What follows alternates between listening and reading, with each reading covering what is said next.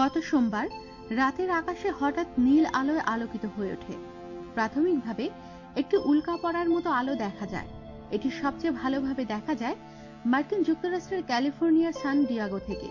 এক প্রতিবেদনে বিষয়টি জানিয়েছে ফক্স নিউজ। মহাকাশ থেকে উল্কা কৃত্রিম উপগ্রহের অংশবিশেষ কিংবা যাই পৃথিবীর আকর্ষণে ফিরে আসুক না কেন, এগুলো সাধারণত বায়ুমণ্ডলের ঘর্ষণে প্রচন্ড উত্তপ্ত হয়ে আগুন ধরে যায়। সোমবার মার্কিন আকাশে ধরা পড়ে এই ধরনের একটি বস্তু। পৃথিবীর বায়ুমণ্ডলের সঙ্গে ঘর্ষণে এটি নীল আলো বিচ্ছুরণ করে। ঘটনাটি ভিডিওতে ধারণ করেছেন ড্যালি রুয়েটেস।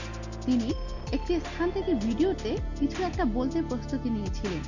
এই সময় তার পেছনে আকাশে হঠাৎ সেই নীল আলোর ঝলকানি দেখা যায়। নীল আলোর বিচ্ছুরণ দেখে তিনি প্রচন্ড অবাক হয়ে যান। তিনি বলেন, আমি প্রচন্ড ভয় পেয়েছিলাম, মনে করেছিলাম এটি আমার দিকে আসছে। সত্যি কথা বলতে আমি মনে করেছিলাম যে মারা যাচ্ছি। রুয়েটসের বন্ধু ভিডিওটি টুইটারে তুলে দেন। এতে নীল আলোর সেই ঝলকানির পাশাপাশি তার প্রচন্ড উদ্বেগও দেখা যায়। আর এই ঘটনাটি অনলাইনে প্রত্যক্ষ করে হাজার হাজার মানুষ। বিশেষজ্ঞরা বলছেন এটি মহাকাশ থেকে পৃথিবীর বায়ুমণ্ডলে প্রবেশ করেছে।